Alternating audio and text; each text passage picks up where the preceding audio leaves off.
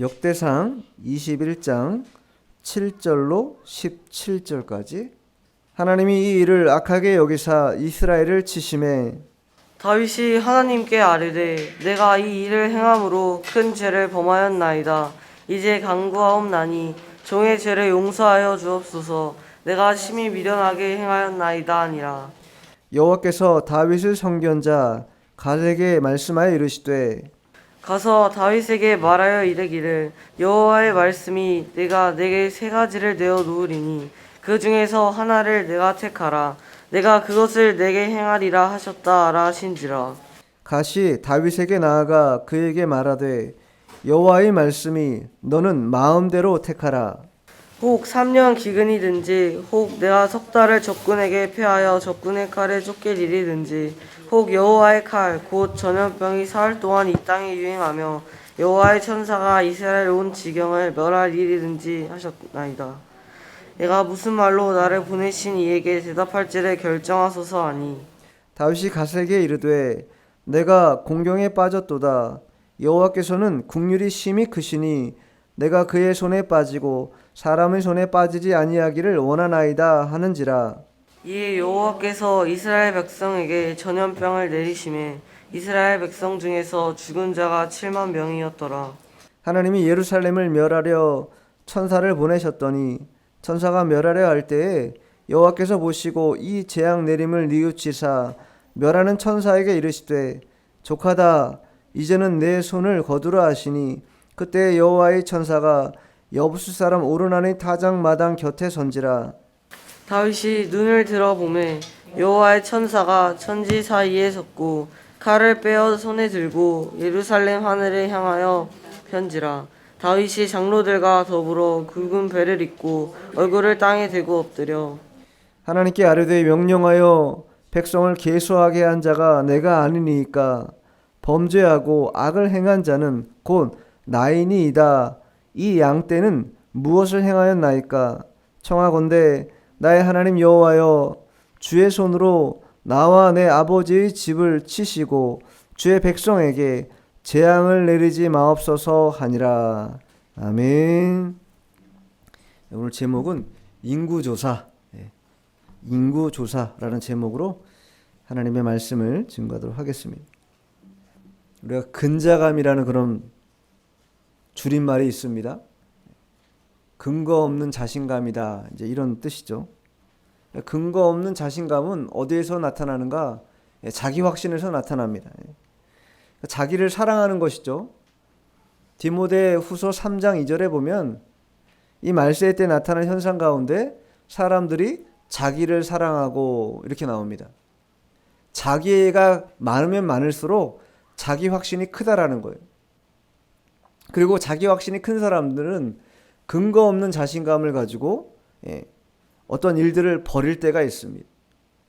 미국의 코넬 대학교에 이 더닝하고 크루거라는 교수가 있습니다. 이 두 사람이 합동으로 흥미로운 그런 조사를 연구를 하는데 무슨 연구냐면 성적이 하위 25%인 학생들에 대해서 자신의 성적이 어느 정도 수준일 것인가 예측해서 답해보라고 얘기합니다.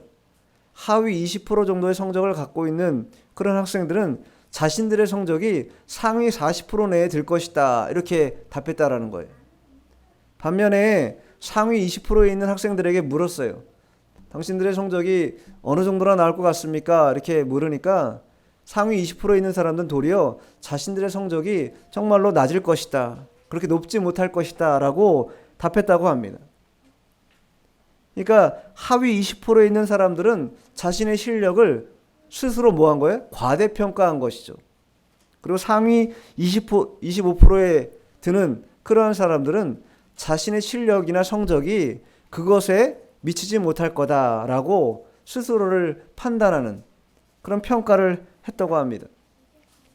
우리나라 속담에도 변을 읽을수록 고개를 숙인다 이런 말이 있지 않습니까?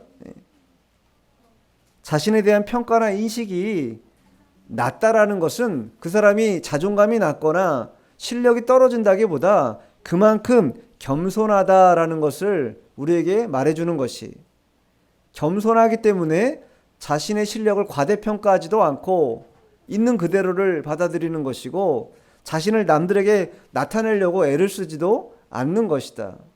그래서 이 실력이나 성적이 낮은 사람이 스스로를 높게 평가하는 것, 혹은 뛰어난 사람이 오히려 반대로 자신을 낮추려는 이런 현상을 더닝크루거 현상이라고 이렇게 명명합니다. 이 내용을 우리가 신앙 안에서 접목해서 살펴본다면 무엇을 우리에게 보여주는 것인가? 이 더닝크루거 효과가 우리에게 보여주는 것은 무엇이냐? 신앙이라는 것은 바로 교만과 겸손, 이것 가운데 우리가 서 있다라는 것이, 우리가 교만함에 서 있는가 아니면 겸손한 신앙으로 서 있는가 잘 살펴봐야 되는 것입니다. 오늘 이 다윗의 인구조사, 이 인구조사 왜 했습니까? 자신이 누리는 이 풍성함, 다윗이 그동안 획득했던 그 모든 전리품들에 대한 그런 우쭐함, 그런 높아진 마음, 그것이 발현된 게 무엇이냐? 인구조사라는 것이. 그리고 그것은 어떻게 기인한 것인가? 다윗의 높아진 마음, 교만한 마음에 의해서 나타난 것인데, 교만이라는 건요, 기본적으로 인간이 부패한 구조를 가지고 있구나라는 것을 말해주는 것이. 그런데 교만이라는 것은요, 하나님께서 극도로 싫어하는 것이다. 잠언에 보면 하나님이 미워하시는 것, 곧 마음에 싫어하는 것이 있다, 이렇게 말하는데 한번 찾아볼게요. 잠언 6장입니다. 잠언 6장 16절로 19절까지 한번 읽어보세요. 여호와께서 미워하시는 것 곧 그의 마음에 싫어하시는 것이 67가지이니 곧 교만한 눈과 거짓된 혀와 무죄한 자의 피를 흘리는 손과 악한 개교를 꾀하는 마음과 빨리 악으로 달려가는 발과 거짓을 말하는 망령된 증인과 및 형제 사이를 이간하는 자이니라. 여호와께서 미워하시는 것, 또 그의 마음에 싫어하시는 것이 6, 7개 된다라는 거예요. 그 6개, 7개 되는 것 가운데 가장 처음에 나오는 게 뭐예요? 교만한 눈이다. 교만한 눈. 이 교만한 눈이라는 것을 원어적으로 보면 높은 눈이라는 거예요. 높은 눈. 높아진 눈. 그러니까 교만이라는 것은 모든 죄의 근본이다. 아담과 하와가 선악을 알게 하는 나무의 실과를 먹은 이유가 무엇입니까? 우리도 하나님같이 되겠다라는 것이, 하나님보다 높아지겠다라는 것입니다. 바벨탑을 지은 인간들의 마음이 어떠한 마음이었습니까? 하나님보다 높아지겠다라는 마음이에요. 교만한 마음이라는 것입니다. 이 교만한 마음이야말로 우리 신앙을 좀먹게 하고 온전한 신앙으로 나아가지 못하게 우리의 발걸음을 막는 가장 악한 그러한 마귀의 괴계다, 이렇게 말할 수 있습니다. 거기에 빠지면 스스로를 어떻게 평가해요? 좋게 평가하고 높이 평가한다라는 것이. 오늘 다윗의 범죄도 이 인구조사라는 것이 범죄인데, 왜 범죄인가? 교만한 마음으로 시작했기 때문이에요. 교만한 마음으로. 이 역대상 이 전에 보면요, 다윗이요 전쟁을 치르는데 전쟁에 나가면 뭐 연전연승입니다. 그때 당시에 많은 이방인들이 있었어요. 다메섹, 블레셋, 아람, 뭐 암몬 족속 할 것 없이 전쟁만 했다면 다 이기는 것이. 근데 그 이긴 것을 역대상 18장 6절에 뭐라고 설명하고 있냐면, 역대상 18장 6절에 보면 다윗이 다메섹 아람의 수비대를 두매 아람 사람이 다윗의 종이 되어 조공을 바치니라. 다윗이 어디로 가든지 여호와께서 이기게 하시니라. 모든 전쟁, 연전연승하게 된 모든 전쟁에서 승리하게 된 이유가 뭐냐면 다윗이 능력이 출중했기 때문도 아니고 병사가 많았기 때문도 아니고 지략이 넘쳤기 때문도 아니라는 것이, 단 한 가지, 여호와께서 이기게 하셨기 때문에 전쟁에 이긴 것이에요. 그러면 그 마음이 겸손해져서 이 전쟁에 이기게 하신 분이 하나님인 줄 알고 언제나 겸손히 주님을 모시고 주님과 함께 하려는 그런 마음을 갖고 주님의 주권 가운데 거하려고 애를 써야 될 텐데, 오늘 다윗은 그것을 잠시 망각해버린 것이, 누구에 의해서? 사탄에 의해서 망각해버리고 만 것이. 이 전쟁의 승리가 하나님으로부터 온 것인 줄을 깨닫지 못하고 잊어버리고 자신이 행한 것처럼, 자신이 주도적으로 이 모든 전쟁을 승리한 것처럼 자신이 영광받기를 원했다라는 거예요. 그래서 인구조사를 요압 장군에게 명령한 것입니다. 하나님께서 주권적인 섭리 가운데 전쟁을 승리하게 한 것인데 그 영광을 다윗이 차지해버리려고 하는, 인구조사를 통해서 자신의 어떤 혁혁한 공이다라고 여기려는 그런 마음을 가지고 인구조사를 실시한 것입니다. 이것 때문에 하나님께서 진노하십니다. 그러나 오늘 본문은 하나님의 진노만 보여주시는 것이 아니라 하나님의 진노뿐만 아니라 그 진노 중에라도 하나님께서는 하나님의 백성을 어떻게 다루시는가, 진노 중에라도 하나님의 긍휼하심과 자비하심으로 하나님의 백성을 대하신다라는 것을 오늘 본문이 우리에게 보여주고 있습니다. 그러니까 진노 중에라도 하나님은요 까지 참으시는 분이라는 거예요.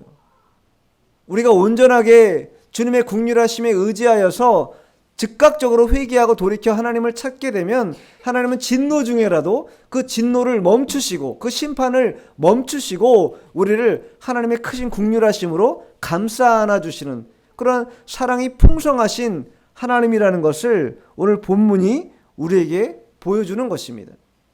먼저 성결적으로는 우리가 죄의 종로로 타면 안 되겠죠. 또한 사탄의 괴계에 빠지지 말아야 될 것입니다. 그러나 연약한 인간인지라 때로 죄에 넘어지기도 하고 사탄의 괴계에 쓰러지기도 합니다. 그러나 그러했다 할지라도 즉각적으로 회개하고 돌이켜서 주님을 의지하고 찾으면 그것으로 하나님께서 진노 중에 멈추시고 심판을 멈추신다라는 것입니다. 자, 오늘 본문 통해서 좀 더 살펴보도록 하겠습니다. 7절 읽어보세요. 하나님이 이 일을 악하게 여기셨다. 이 일이라는 건 무슨 일입니까? 인구조사한 일이죠. 단순히 인구조사는요, 이때 당시 인구조사 왜 하겠습니까?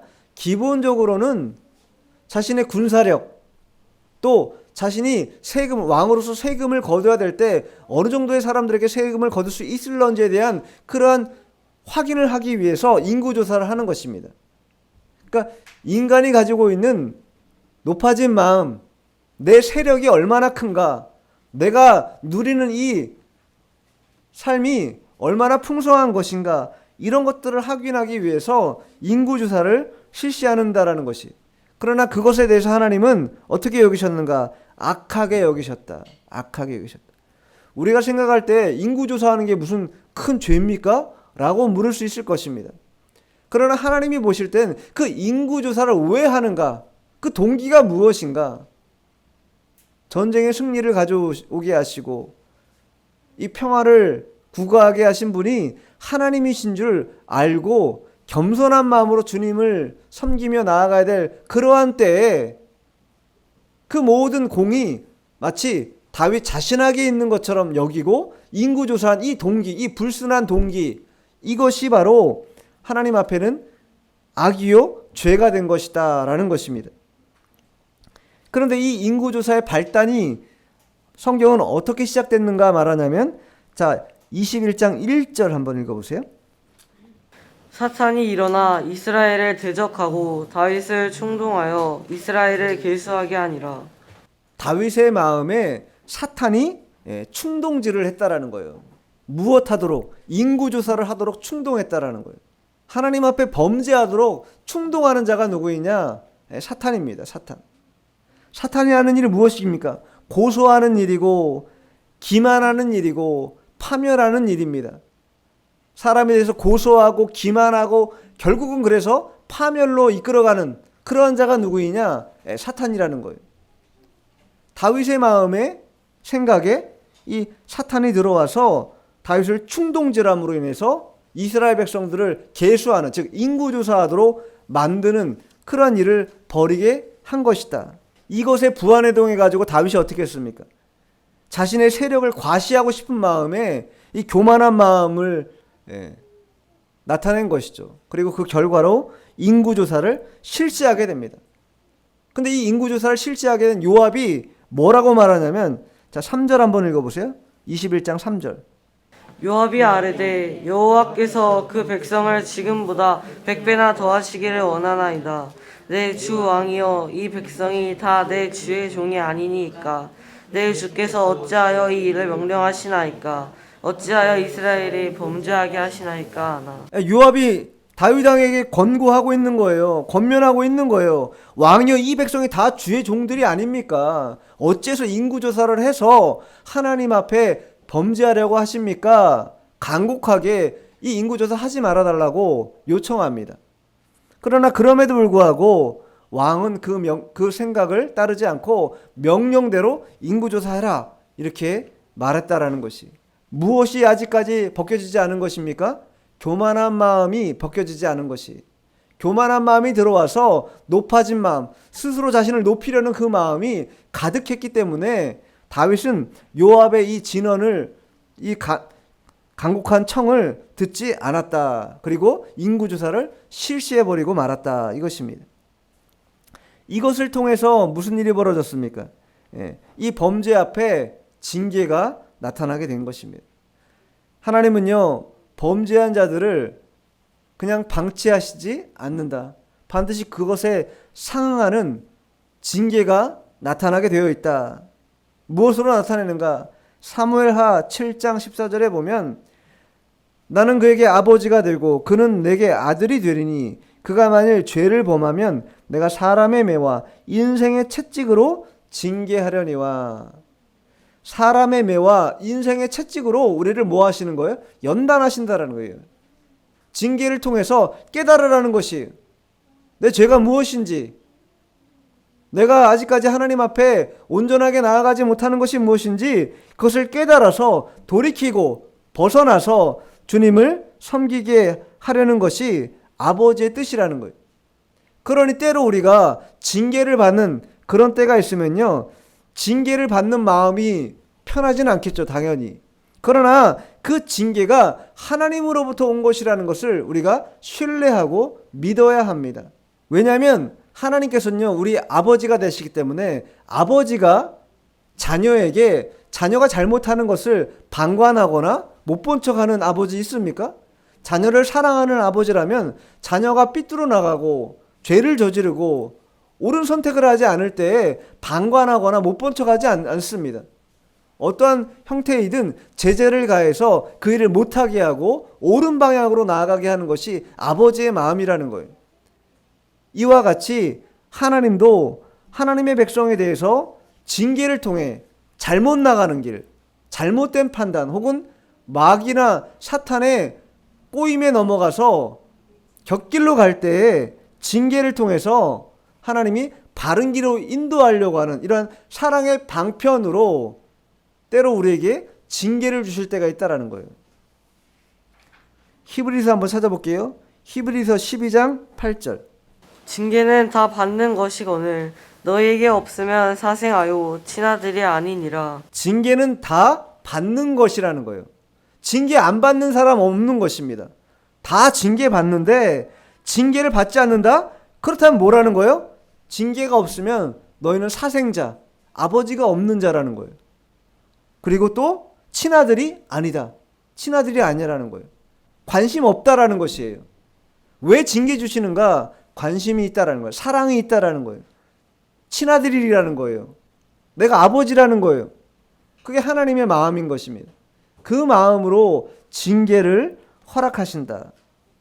때로 사람의 매와 인생의 채찍을 통해서 징계하심으로 우리가 올바른 길로 나아갈 수 있도록 하시는 것이 아버지의 뜻이라는 것이, 오늘 본문에 나오는 것처럼 다윗은 인구조사라고 하는 자신의 이 교만한 마음, 자신의 세력을 과시하려는 이 마음을 노출시켰다가 하나님의 선견자 갓을 통하여 징계를 받게 됩니다. 근데 그 징계 받을 때 다윗의 모습이 어떠했는가 한번 보죠. 본문 8절 읽어보세요. 다윗이 하나님께 아뢰되 내가 이 일을 행함으로 큰 죄를 범하였나이다. 이제 간구하옵나니 종의 죄를 용서하여 주옵소서. 내가 심히 미련하게 행하였나이다 아니라. 하나님께서 인구조사한 것이 악이라 이렇게 말씀하시자 다윗이 곧바로 하나님께 뭐라고 기도해요? 내가 이 일을 행함으로 큰 죄를 범하였나이다. 인구조사라고 하는 교만한 마음을 드러낸 것, 표현한 것, 이것이 하나님 앞에 큰 죄라는 것을 깨닫고 뭐하고 있는 거예요? 회개하고 있는 거예요. 즉각적으로 회개하고 있는 것입니다. 다윗이 위대하고 뛰어난 점이 바로 뭐냐? 죄에 대한 인식이 빠르다라는 거예요. 자신의 죄에 대해서 인식하는 순간 뭐였어요? 핑계하고 합리화하고 미루거나 그렇게 하지 않아요. 즉각적으로 뭐 했습니까? 회개했다라는 거예요. 자신의 범죄를 인정하고 동시에 철저하게 회개하는 행동을 통해서 자신이 잘못한 것을 철저하게 하나님 앞에 아뢰는 일, 그런 일을 했다라는 거예요.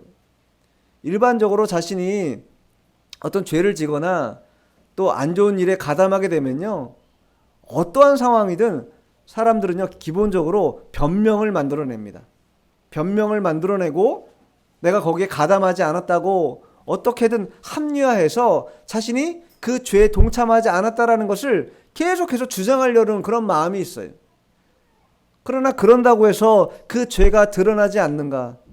결국은 다 노출되게 되어 있습니다. 다윗이 위대한 점이 그런 점이에요.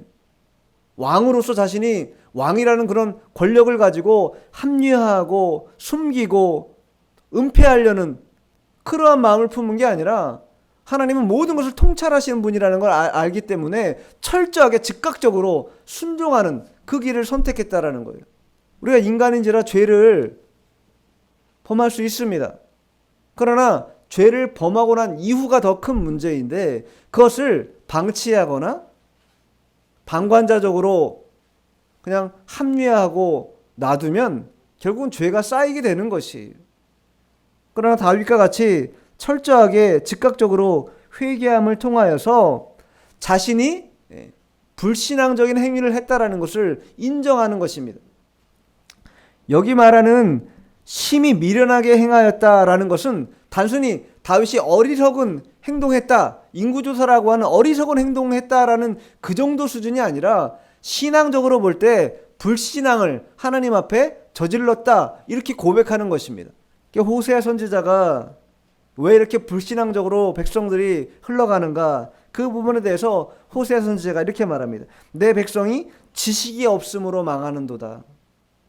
내 백성이 지식이 없어 망한다라는, 어떤 지식? 하나님을 알려고 하는, 여호와 하나님을 알기 위해서 애를 쓰는 지식이 없기 때문에 망한다라는 거예요.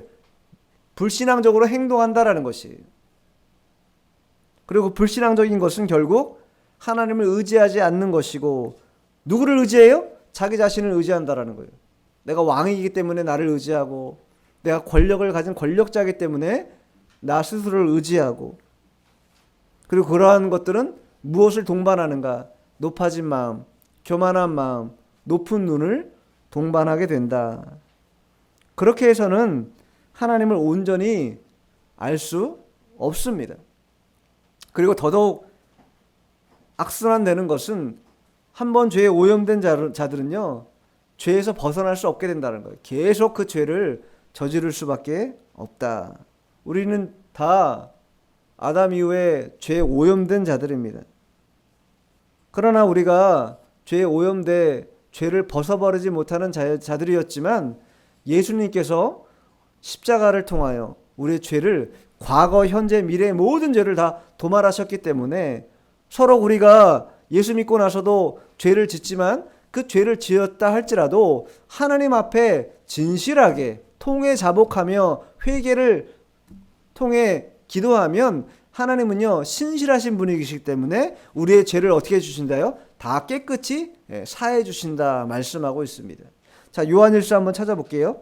요한일서 1장 8절 9절, 제가 가진 성경으로 390페이지입니다. 신약성경 390페이지.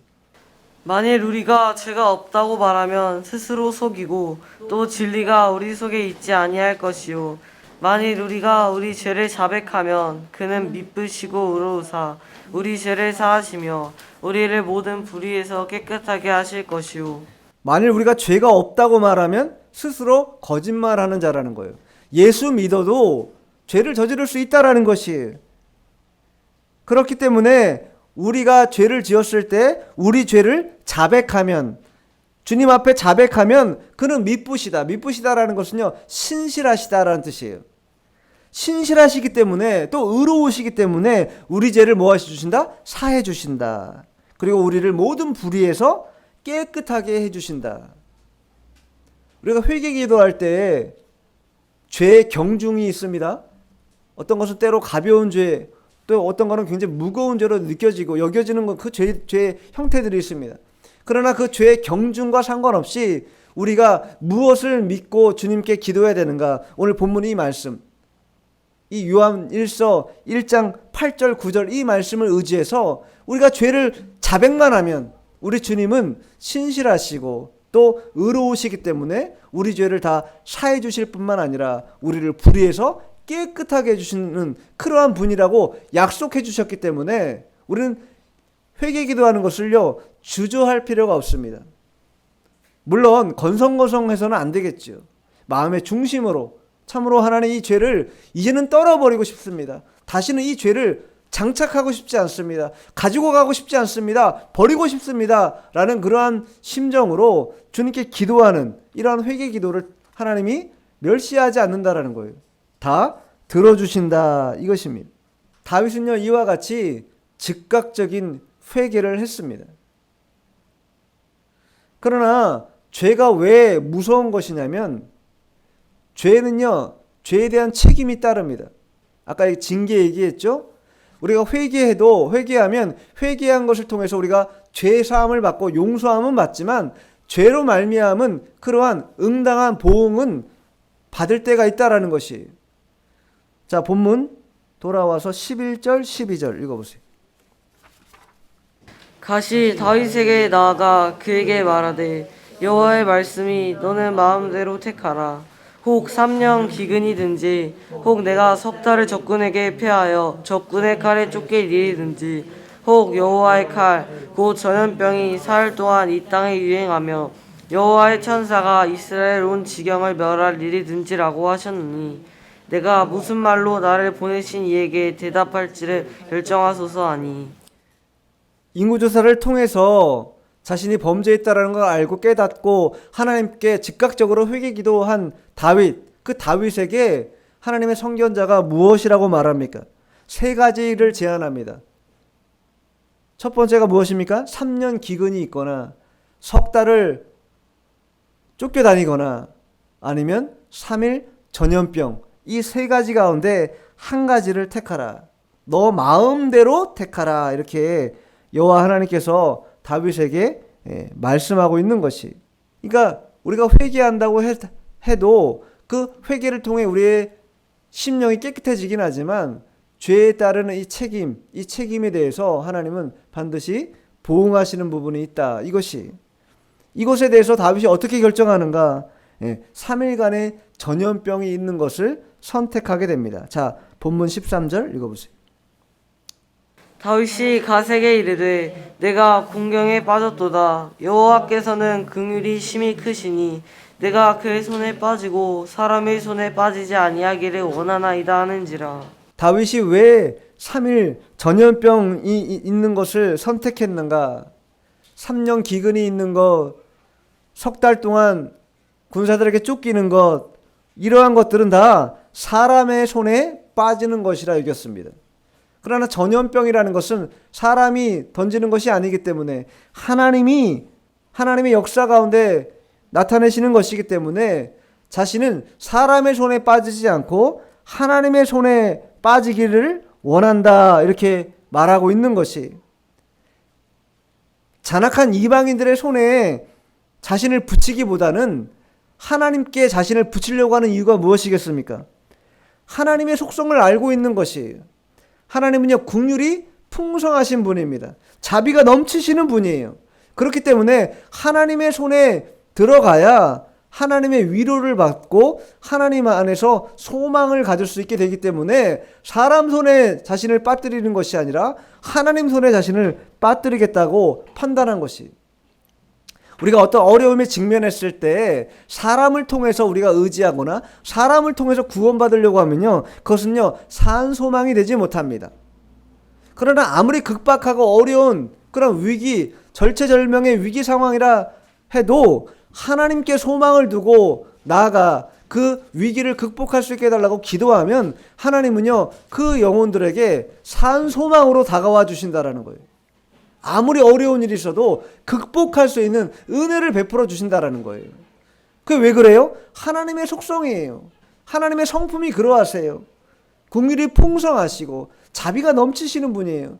자신이 철저하게 자신의 죄를 깨닫고 회개한 자들에 대해서 하나님은 응당 그 죄에 대한 죄책을 물으시긴 하지만 그것이 온전하게 다 행해지지 않도록 하신다라는 거예요.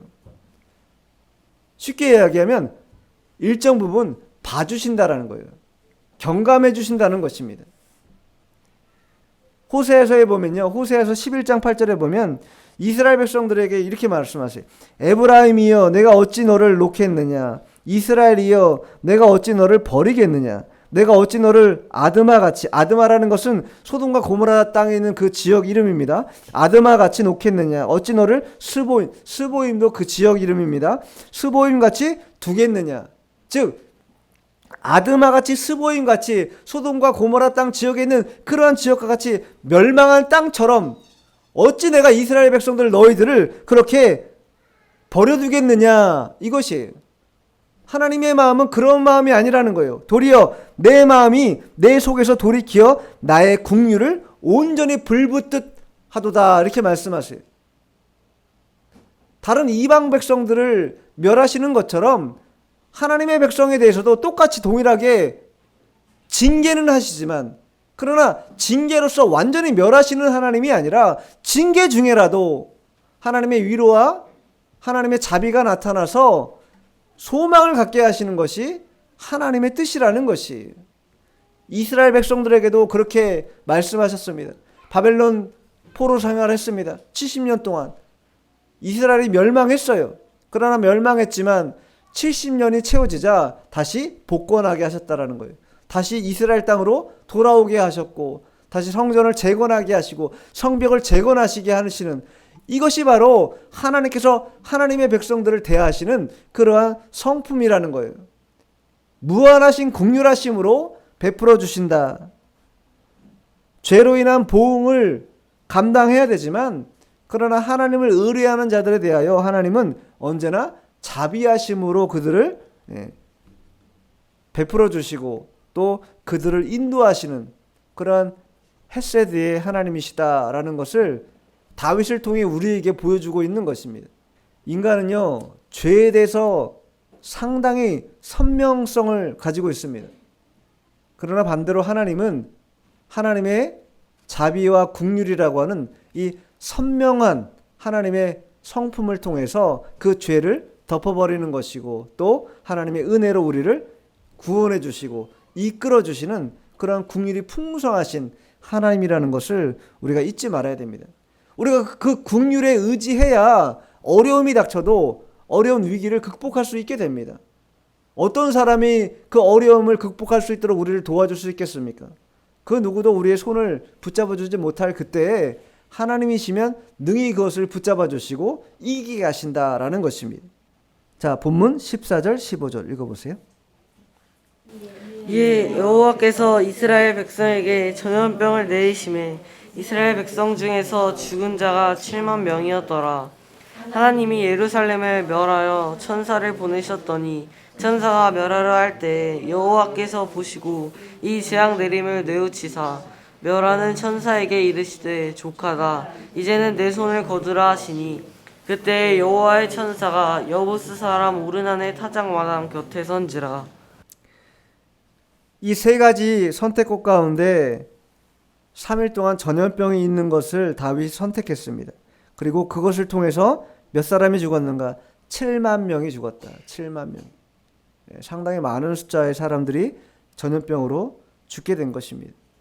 그런데 만일 이 전염병이 3일 동안 지속됐다면요, 훨씬 더 죽었을 것이. 그러나 하나님이 긍휼하심을 베풀어 주셔서 여호와의 천사가 이 전염병을 통해 사람들이 죽어나갈 때 어떻게 했어요? 중간에 뉘우치셨다 이렇게 말하잖아요. 15절에 보면 중반절에 여호와께서 보시고 이 재앙 내림을 뉘우치사 멸하는 천사에게 이르시되 족하다. 이제는 내 손을 거두라. 하나님이 족하다. 이제 그만해라 하셔야 그만할 수 있다라는 거예요. 그만된다라는 것이. 우리가 생각할 때는 뭐 여러 가지 많은 인간의 노력을 통해서 끝날 것처럼 생각하지만 전염병이라는 게 그렇지 않다라는 것이. 하나님이 그쳐라, 이제 그만해라 할 때까지는요 계속 나간다라는 거예요. 그러니 예수 믿는 사람은요 더더욱이 더 하나님의 긍휼하심에 의지해야 된다라는 거예요. 하나님 아버지 우리를 불쌍히 여겨달라고, 긍휼히 여겨달라고, 또 우리의 안에 있는 이 죄성들, 하나님 앞에 잘못했던 이 불신앙적인 요소들을 철저히 회개함을 통하여서 하나님의 긍휼함을 의지해야 전염병이라는 것이 그치게 되는 것이다. 여기 뉘우치다라는 것은요 히브리어로 나함이라고 하는데 돌이킨다, 동정한다, 위로한다 이런 뜻입니다. 그러니까 하나님의 위로가 있어야 된다는 거예요. 하나님의 동정심이 발휘돼야 그것이 멈춰지게 된다라는 거예요. 그리고 그 천사의 손을 거두게 한 그 땅이 어느 땅이냐? 여부스 사람 오르난의 타작마당이다라는 거예요. 여부스는 가나안 족속 중에 한 족속인데 이 오르난이라고 하는 사람의 타작마당이었다라는 거예요. 거기에서 여호와의 천사가 이 전염병의 일들을 멈추고 그쳤다라는 거예요. 근데 이 장소가 왜 중요하냐? 이 오르난의 타작마당은요 어느 땅이냐? 우리 구약 시대에 보면 아브라함이 이삭을 모리아산에 바치러 가잖아요. 그 땅입니다. 아브라함이 이삭을 바친 그 땅이요. 이제 이후에 솔로몬이 성전을 짓지 않습니까? 다윗의 명령을 따라서 그 솔로몬 성전이 들어서는 땅이 어느 땅이냐? 바로 이 장소라는 거예요. 오르난의 타작마당. 그러니 다윗은 하나님 앞에 불신앙적으로 범죄하여서 죄를 범했지만 그 인구조사 사건을 통해서 하나님이 무엇을 준비하게 하신 거예요? 그 오르난의 타작마당을 통해서 성전을 건축할 것을 준비하게 하셨다라는 거예요. 마치 전화위복 같은 것이죠. 하나님 앞에 불신앙했지만 그러나 그것에 대한 처분을 달게 받고 도리어 그것이 하나님께 세워지는 하나님의 거룩한 성전에 서는 그러한 땅이 됐기 때문에 얼마나 복받는 일이 되었습니까? 우리가 생각할 때도 이와 같다라는 거예요. 로마서 8장 28절에도 합력해서 선을 이루신다 이렇게 말씀하시잖아요. 우리가 생각할 때 이 당장 맞닥뜨린 이 현실이 어렵고 힘이 들어도 하나님은요 모든 것을 합력해서 선을 이루시는 분이라는 거예요. 하나님의 뜻대로 부르심을 받은 모든 사람들에게 하나님이 합력해서 선을 이루신다 말씀하고 있습니다. 그런 것처럼 이 오르난의 타작마당, 사람들이 죽어나가던 전염병으로 사람들이 고통받던 그 장소가 도리어 하나님의 성전이 세워지는 그런 땅으로 완전히 뒤바뀌게 되었다. 전화위복이 되었다. 올라 우리나라 또 전 세계적으로 창궐한 이 코로나19 인간의 손으로 막으려고 해보지만 막아집니까? 벌써 2년째 또 3년 갈런지 더 갈런지 모른다라는 거예요. 변이 바이러스가 계속 생김으로 인해서 고통받는 일들이 더 늘어나고 있는 것입니다. 그러나 우리가 마지막까지 하나님의 긍휼하심을 의지해야 되는 이유가 여기에 있다라는 거예요.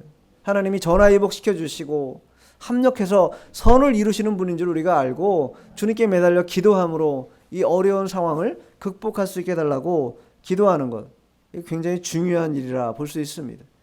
자, 마지막 17절 읽어보세요. 하나님께 아뢰되 명령하여 백성을 계수하게 한 자가 내가 아니니이까 범죄하고 악을 행한 자는 곧 나이니이다. 이 양떼는 무엇을 행하였나이까? 청하건대 나의 하나님 여호와여 주의 손으로 나와 내 아버지의 집을 치시고 주의 백성에게 재앙을 내리지 마옵소서 하니라. 그러니까 17절은요 다윗의 회개 기도를 보여주는 것이에요. 근데 그 회개 기도 가운데 어떤 일들이 있습니까? 백성들이 전염병으로 죽어나가요. 그것 때문에 다윗이 어떤 마음을 품어요? 범죄는 자기가 했는데 죽기를 백성들이 죽으니까 그것에 대해서 안타까운 마음을 가지고 있다라는 거예요. 이 죄에 대한 책임이 전적으로 자기에게 있다. 하나님 앞에 기도하고 있는 거예요.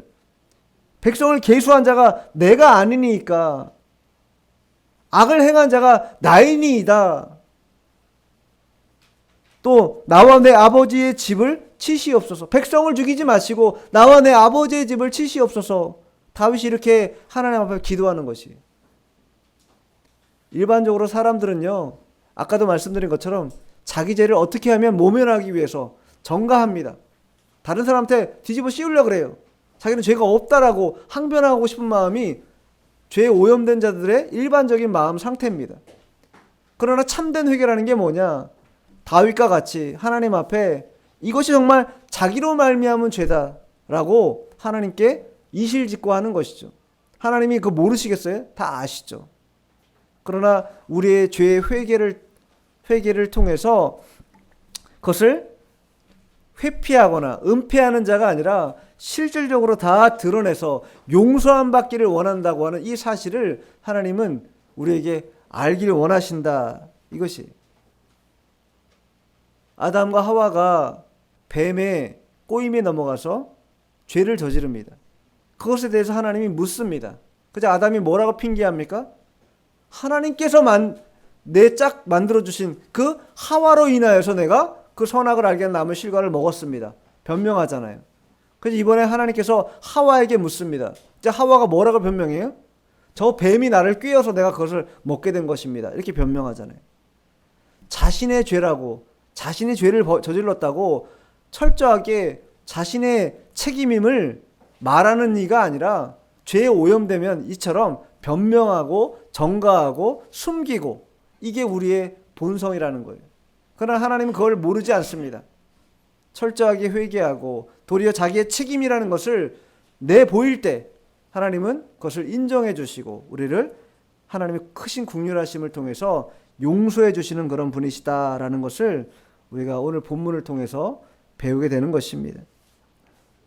다윗은요, 잠시 교만한 눈을 들어서 인구조사를 하게 되었습니다. 그리고 그것을 통해서 하나님의 징계를 받은 것이죠. 징계는요, 하나님이 우리의 아버지 되심을 분명히 하는 그러한 장치입니다. 그러한 장치가 있기 때문에 우리가 무엇 할 수 있는 거예요? 그 징계를 만났을 때 즉각적으로 회개할 수 있는 것입니다. 내 죄가 무엇인지 회개할 수 있게 되는 것이고, 또한 회개를 통하여서 철저하게 사람의 손에 빠지지 않고 하나님의 손에 빠지게 해달라고, 하나님의 참된 위로와 산 소망 가운데 나아갈 수 있게 해달라고 하나님의 긍휼하심을 의지할 수 있게 되는 것입니다. 뿐만 아니라 책임 전가하지 않고 자신의 책임이라고 이실직고 함으로 인해서 하나님의 크신 사함을 받을 수 있는 그러한 다윗의 모습이 오늘 본문에 등장하고 있다. 그래서 그러한 기도를 통해 하나님 어떻게 하십니까? 전염병을 중간에 멈추게 하시잖아요. 뉘우치시고 멈추게 했다. 그리고 도리어 그것을 전화위복되게 하셔서 그 장소가 성전 건축이라고 하는, 정말로 하나님의 영광을 찬란하게 드러낼 그러한 장소로 명명하셨다라는 것입니다. 우리들도 때로 죄를 지을 수 있고 그 죄로 말미암아 하나님의 심판 혹은 징계 가운데 머물 수 있습니다. 그러나 그것에 우리가 두려워 떨거나 마음에 근심하고 걱정하지 말아야 될 것은, 하나님은 우리를 멸망시키려고 그렇게 하시는 것이 아니라 죄의 자리에서 벗어나서 하나님의 자리로, 회복의 자리로 우리를 옮기시고, 또 궁극적으로는 하나님의 크신 영광을 나타내기 위해서 때로 우리를 징계하시기도 하고 우리에게 회개를 촉구하기도 하신다라는 것, 오늘 본문을 통해서 우리가 알아야 되겠고, 그리고 다윗이 받았던 것처럼 그 놀라운 크신 그 하나님의 은혜를 경험했던 것처럼 우리들도 그런 하나님의 크신 은혜와 긍휼을 경험하는 그런 신앙을 견지해야 될 것입니다. 기도하겠습니다.